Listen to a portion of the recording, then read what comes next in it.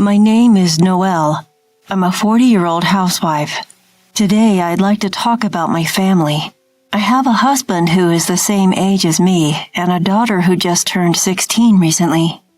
I met my husband in college. We fell in love and got married. Nothing out of the ordinary. Unlike me, who has a rough personality, he is a very meticulous person. He had a peculiar obsession with how things were placed and was the kind of person who would not be satisfied until things were arranged to his liking. I felt some discomfort with him since we were dating. Yet, I had this feeling that marriage would change us for the better, but reality wasn't so sweet. After we got married, his meticulousness only increased. I had to adjust every aspect of my life to conform to his rules. No matter how tolerant I am, I can't accept all of his behaviors. Sometimes we would even end up in heated arguments. Every day passed in such a blur that there was not even a moment when I could rest. My daughter was born in the midst of such circumstances. My husband was delighted with our daughter, who came into our lives 2 years after our marriage. I thought this might bring some peace to our daily life. I was relieved, just by myself. However, my husband's attitude changed dramatically soon after. When a child is born, it's normal to adjust the rhythm of life to suit the child. Yet my husband didn't like that he couldn't keep his routine, and when our daughter squealed in the middle of the night, he would hurl strong words at her. Furthermore, he declared that he would not involve himself in child-rearing at all. I don't know how many times I have tried to divorce him because of his selfish attitude. Still, for the sake of our daughter, I gritted my teeth and endured. Every day, I fought desperately to protect my daughter, risking my own life. As if to mock my struggles, another tragedy was about to strike, and the cause was the very existence of the daughter I had fought so hard to protect. It's often said that children resemble their fathers, but I absolutely didn't want my precious daughter to resemble that man. Fortunately, her facial expressions were similar to mine. I thought everything would be okay. I believed so, but despite my wishes, as she grew up, her personality started to resemble my husband more and more. Around the age of 10, she started complaining about my cooking and became upset or threw tantrums when she didn't like the way things were placed or cleaned. Lately, with the onset of her rebellious phase, she even started to hurl harsh words at me. Of course, I didn't always let her have her way and often argued back. As if to break my heart, my husband sided with our daughter and started blaming me. When attacked by both of them, I couldn't fight back. Ultimately, my life became one where I was being constantly criticized, and then the day finally arrived. From the morning, I was feeling lethargic. I had a slight fever and was feeling dizzy. I was so unsteady that I couldn't walk straight in the house. I couldn't even stand and was stuck sitting on a chair. Despite seeing me in this state, neither my husband nor daughter said a single kind word. Instead, he barked at me. "Hey, where did you put my tie? The red one, the one I used 2 months ago." "Hey, did you wash my socks?" "Mom, where did you put them?" Thus, they were only thinking of themselves. It's just a tie, just socks. Why do they make such a big deal out of such trivial matters? Couldn't they pay attention to me just for today? Somehow in my hazy consciousness, I managed to see them off, and then I collapsed in the hallway. The next thing I saw was the familiar ceiling of the living room. I had been sleeping on the couch.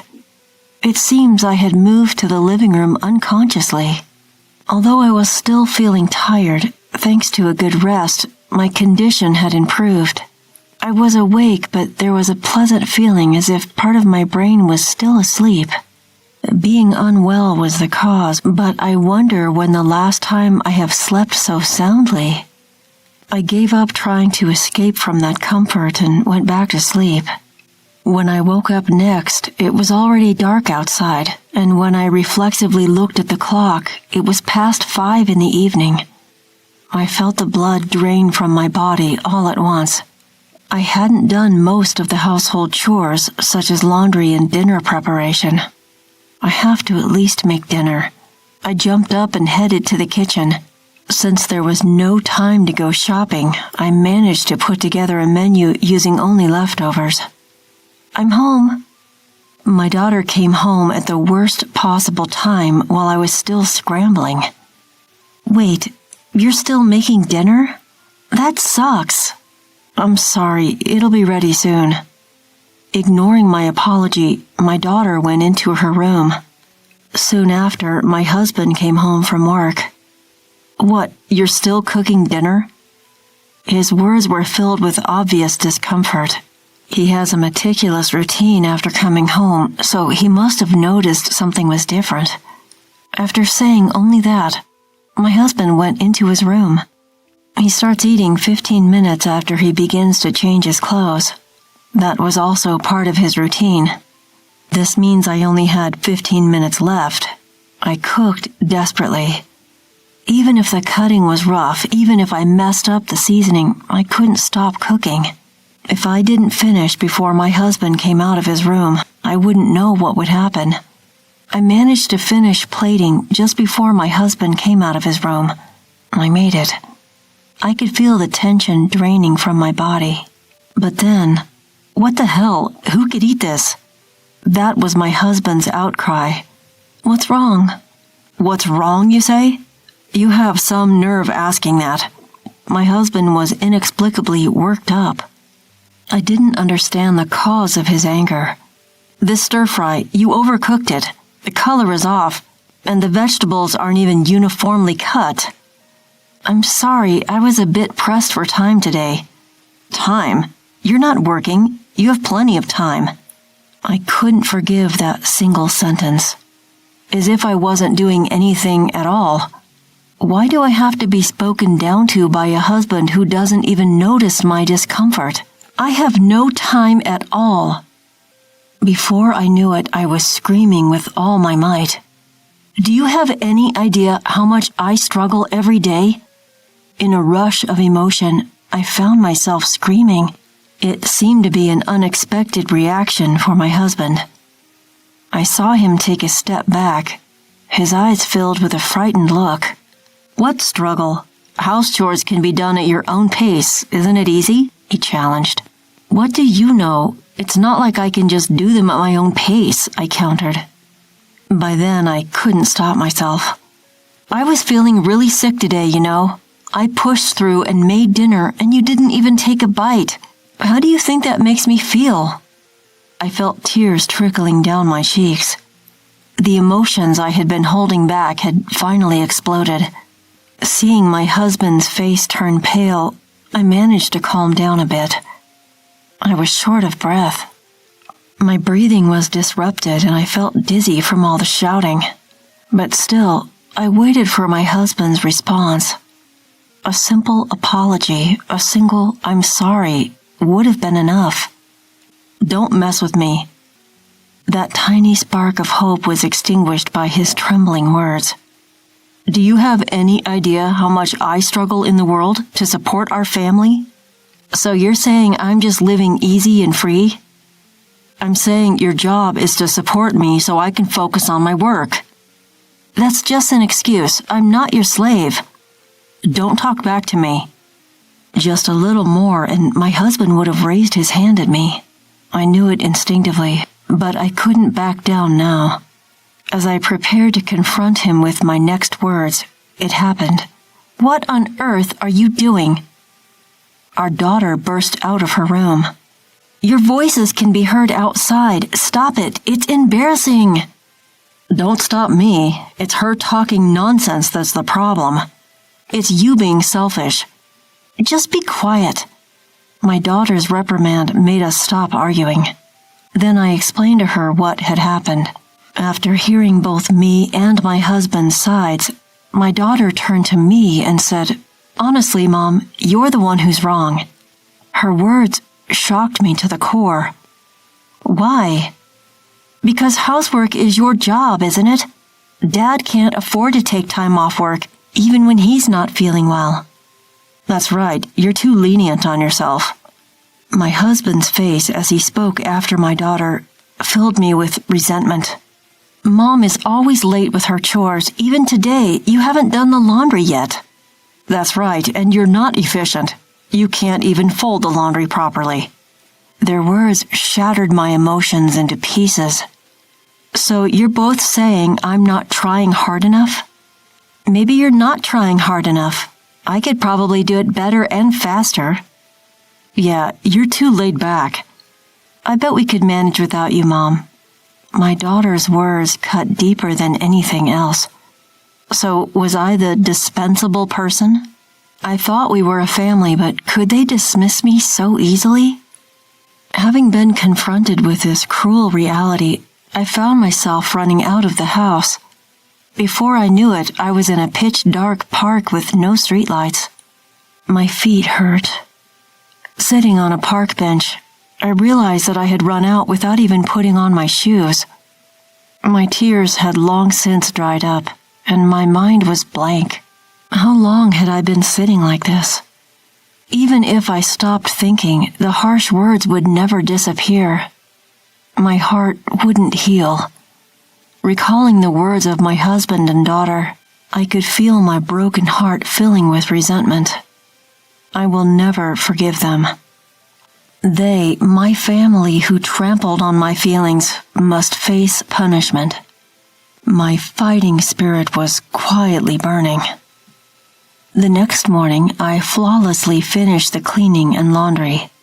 And for breakfast, I prepared a menu as extravagant as a dinner at a famous restaurant. By the time I finished preparations, my husband and daughter arrived in the living room almost simultaneously. Without making eye contact with me, they both took their seats.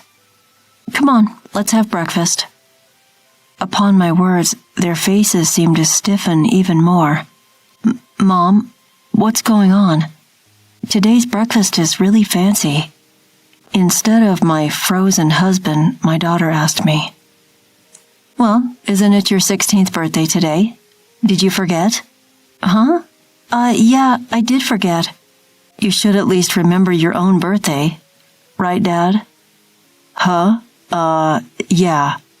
After exchanging curt conversation, the two started breakfast with awkward movements. The dining table was not filled with cheerful conversations, and it was clear that both were fully observing my behavior. Was it because they were unaware that they had hurt someone, or just didn't want to admit it? It's understandable with my husband. After all, he's a stranger. But my daughter, she's the one I gave birth to and raised. I wished she would grow up to be a more considerate, kind person. It's not entirely wrong to say that daughters resemble their fathers, but she should have been able to understand with proper upbringing. I do have regrets, but it's a moot point now.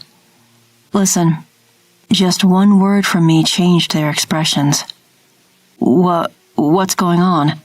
My husband's voice shook as he asked back. Starting today, I'm leaving this house. At that moment, they both paled simultaneously. Hold on. Why? Why? You said you could do the housework better than me. I didn't say anything like that. Yes, you did. I'm sure you said it. I have never cut off my daughter's words so strongly until now. Whether she was shaken by my attitude or not, she didn't argue further. Next was my husband's turn. You also said it. You said I have more free time than you because I'm at home. I didn't mean it like that. Does such an excuse work in the real world? He didn't answer. Don't misunderstand. I'm moving to another house starting today, but it doesn't mean I won't come to this house. Stop. Today's my birthday, right? You're going to celebrate, right? My daughter pleaded with a face that seemed about to cry. I looked at her face and laughed. I'm sorry. I'm serious about this. As I watched my daughter crumble on the spot, I quietly stood up. Well, I'm off. I left the house to the sound of my husband and daughter's screams. That day, I booked a room in a hotel a short distance from the house. From there, I rented an apartment on a monthly basis and started buying the necessary items. Even while I was busy, my phone was flooded with messages from the two. Apology messages and calls from my daughter were coming in every 5 minutes. My husband, it seems, is still unable to admit his fault. I keep receiving messages from him saying things like, "What you did was outrageous." I've left all the messages from the two of them unread. It's really convenient these days being able to show my intentions without doing anything. 2 nights after leaving the house, I returned home once. As I opened the front door, my daughter came running up to me at an amazing speed. "Mom, you came back!" "I just came back to pick up something I forgot." I untangled myself from my daughter's arms, which were wrapped around me like a hug, and headed for the living room. Since I had only been gone for 2 days, there was no change in the living room as expected. However, the kitchen was piled high with convenience store lunchboxes, ramen cups, and bottles. Worse than that was the bathroom. Laundry had been left unwashed there. Both my husband and daughter often complain about the way I cook and fold the laundry. However, neither of them can do household chores like cooking and laundry at all. Of course, knowing that, I left home, so the current disaster is within my expectations. My husband was in the living room, but due to his pride, he turned his face away after just a glance at me. I pulled away from a sobbing daughter and left the house silently that day. 1 week later, when I returned home to check on them, the house was already filled with garbage. These two who never clean up or even take out the trash. Even so, the mess was far beyond my expectations. "Mom!" My daughter's face, which emerged as if pushing through the garbage, was horribly dirty and her hair was disheveled. She should be able to take a bath by herself, but it was clear that her life was falling apart at an unsustainable level. And at this point, my husband finally admitted his fault. "I was wrong. I'm really sorry." My husband kneeling on the garbage, rubbing his forehead against the garbage. Looking at him, I gently said, "Don't think you're going to be forgiven just by prostrating yourself." I felt a moment when the air froze for the first time. My husband's face, with his eyes wide open, was filled with despair. Next to me, my daughter was breaking down in tears. "If you really feel sorry, first clean up this house. If you can't do that, I'll divorce you." I get it, so please, forgive me." My husband jumped up and started to stir the trash around. He doesn't even know how to clean up in the first place, so it can't be helped. In the end, I proceeded with the cleaning while giving instructions to the two of them. It wasn't until 3 days later that everything was perfectly cleaned up. Now, shall we continue the birthday party? My husband and daughter lying in the living room, which is now cleaner than before. Looking down at the two of them, I deliberately said that cheerfully. From then on, all the housework was taken over by my husband. Even my daughter, who used to side with her father, is now on my side. Those days were very hard and painful, but now I realize that it was necessary. It all started on a bitterly cold night when snow was swirling in the air. Out of nowhere, my cell phone rang. Picking it up, I was greeted by the wrathful voice of my mother-in-law on the other end. "It's because of you that my daughter's in this state. Her face is unrecognizable. It's atrocious. You need to take responsibility. Why did you abandon my daughter? You're despicable." My name is Amy, and I'm 33 years old. I live with my husband, Zach. Zach has his parents and an older sister. That single phone call from my mother-in-law that night turned my life upside down. "Give me back my lively girl! Why did you do something so horrible? I swear, I'll make you pay for this. I'll never forgive you. My mother-in-law, possibly out of shock, was making no sense. All she did was spew venom at me.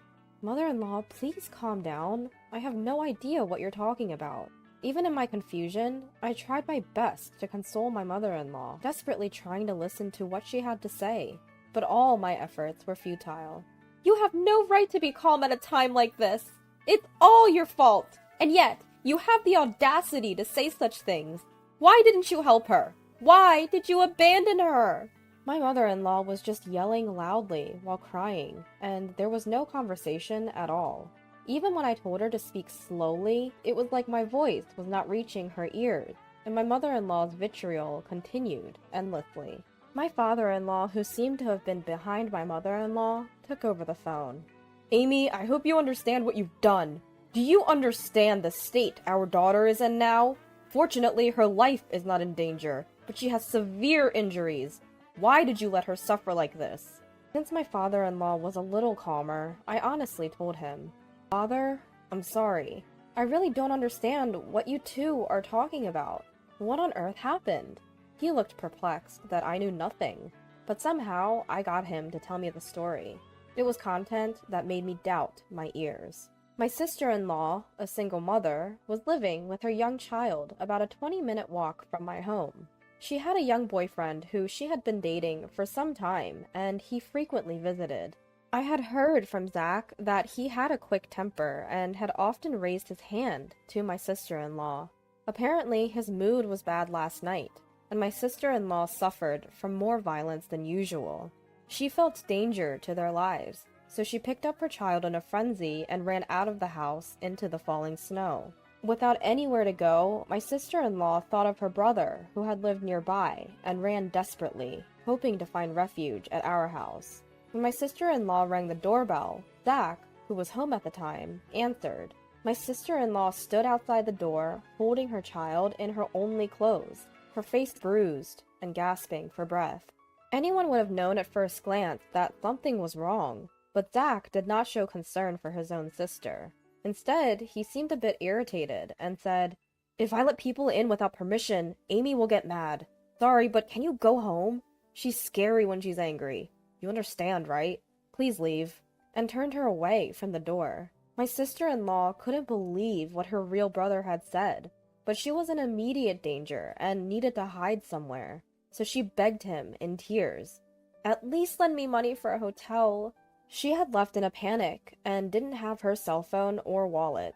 But Zach said something even more astonishing. There's no way I have that kind of money. There's money in the house, but there's no way Amy would let me use it without permission. If I did something like that, she'd divorce me. Sorry, but could you try somewhere else? It's cold, so I'm going in. See you. And he closed the door, coldly sending my sister-in-law away. In utter despair, holding her young child, fearing that the two of them would freeze to death, she trudged back through the snow and reluctantly returned home, only to be met with even worse violence from her enraged boyfriend. My sister-in-law was beaten until her face was unrecognizable, and the child was kicked and lost consciousness. She tried to stop him by clinging to her boyfriend, but the violence only escalated, and her screams echoed through the neighborhood, along with the sound of breaking dishes and things being destroyed. A passerby who heard this and realized something was wrong reported it to the police. After that, my sister-in-law and her child, who had been beaten all over and collapsed, were found and immediately taken to the hospital in an ambulance.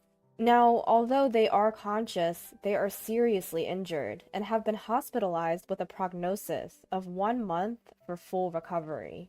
I got home late last night because of work, and my sister-in-law did not come after I got home. If I had been there, I would have never turned her away. If I had seen my sister-in-law in that state, I think I would have immediately judged it to be dangerous, let her in, and then called the police. I don't understand why it is believed among my in-laws that I was the one who turned her away. And on top of the shock that such a terrible thing happened to my sister-in-law, I couldn't organize the reality that my in-laws were crying and blaming me for this, and I was very confused. Despite my father-in-law's relentless accusations, I knew I had to clear up the misunderstanding. Frantically, I explained. I wasn't home when sister-in-law came by. I worked late last night at the cafe I run.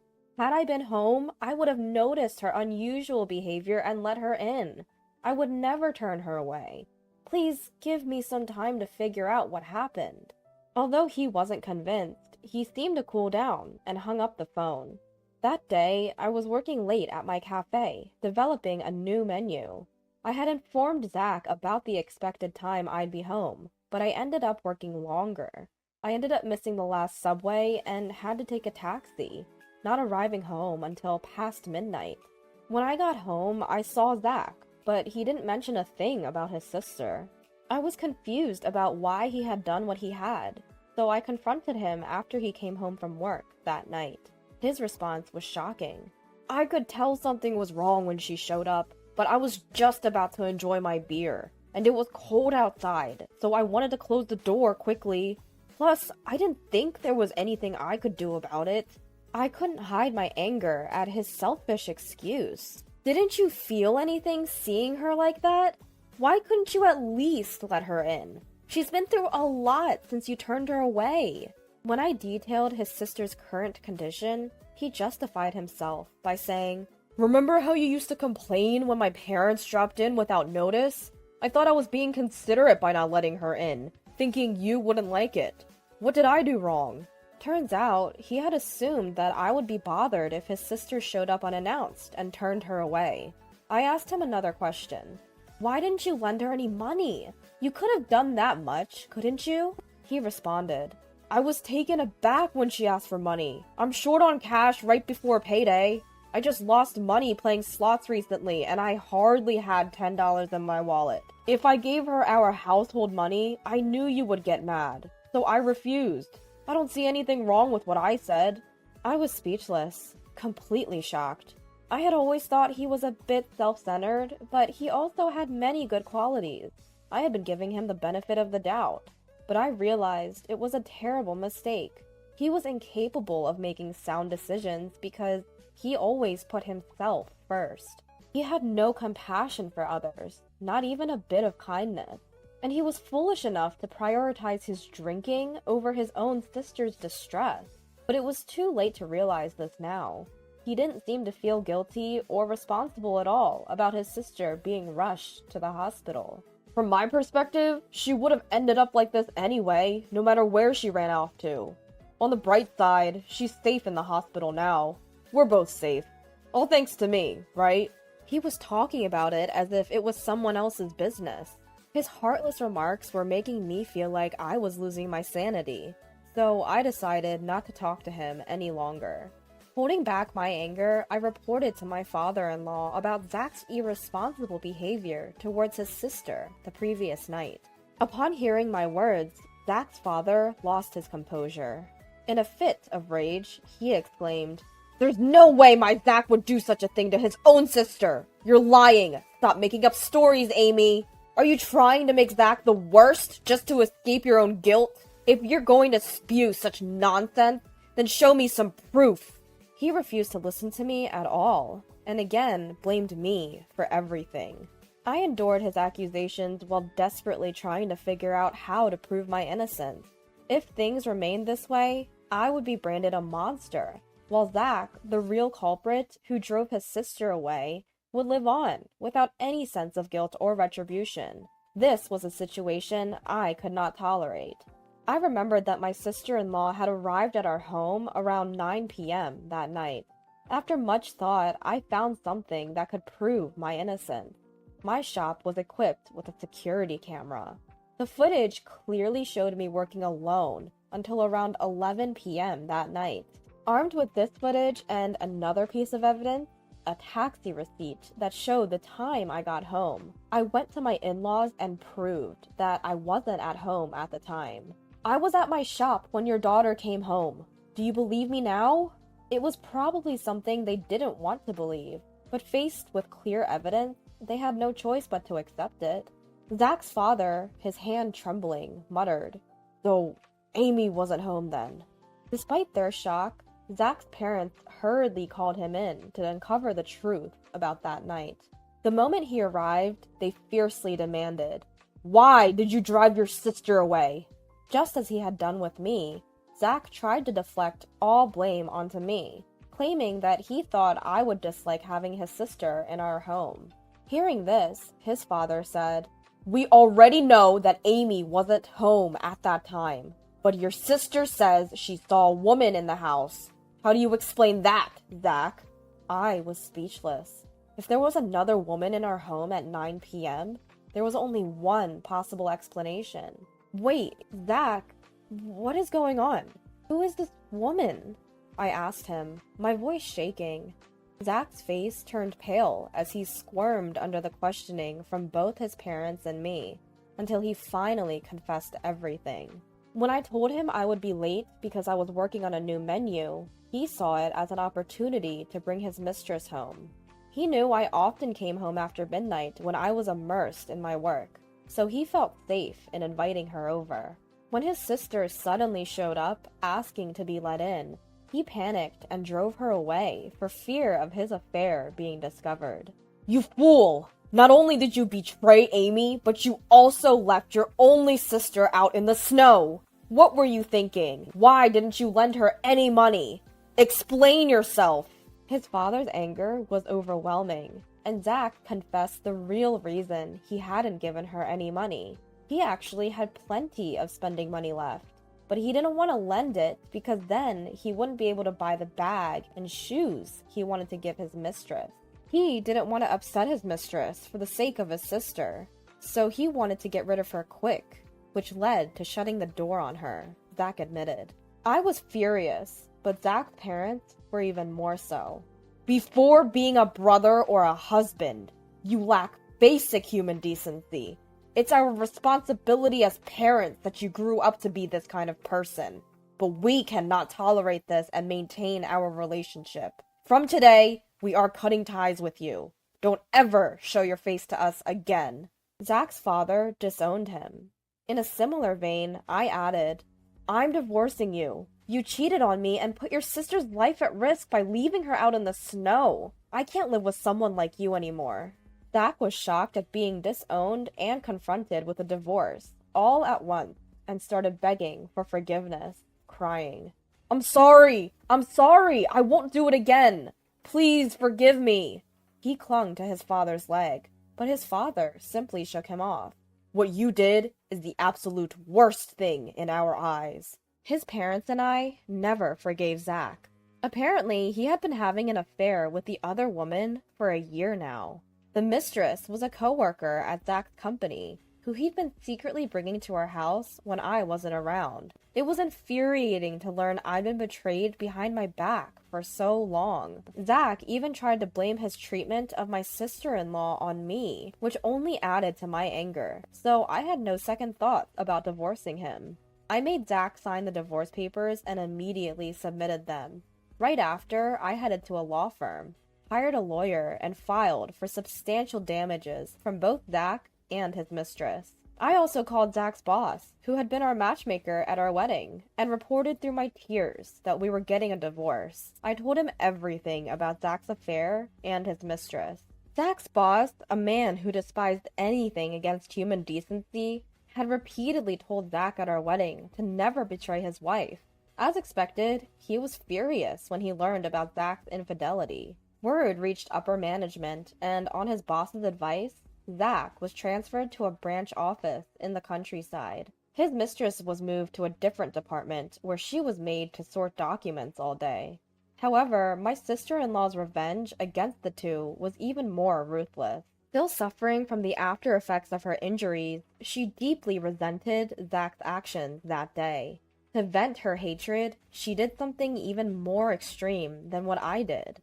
By coincidence, she was working at one of Zach's company's clients and knew some of Zach's colleagues. Using her connections, she revealed and spread within the company the cruelty she and her child had suffered that day. The company's employees, who had thought the divorce was due only to the affair, were shocked to learn the truth. Zach's abandonment of his own sister to cover up his affair was a huge shock to everyone in the company. The rumor quickly spread throughout the company, and Zach was universally suspected of being a terrible human being. Once he was ostracized by everyone, his work was impacted, and after a while, he was demoted. He couldn't stand being avoided by everyone and found it hard to continue working at his new post, so he ended up quitting. To pay me the high alimony, he drained his savings and is still paying me by working live-in part-time jobs. Almost all his salary goes towards the payment, and I've heard he can't even afford a coat for winter and shivers in thin t-shirts.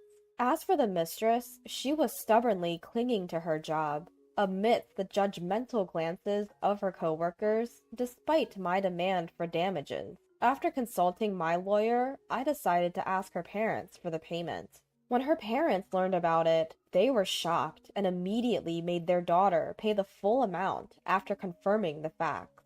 I kept receiving calls from her, which I never answered, but she left numerous abusive messages in my voicemail, saying, "Why did you tell my parents?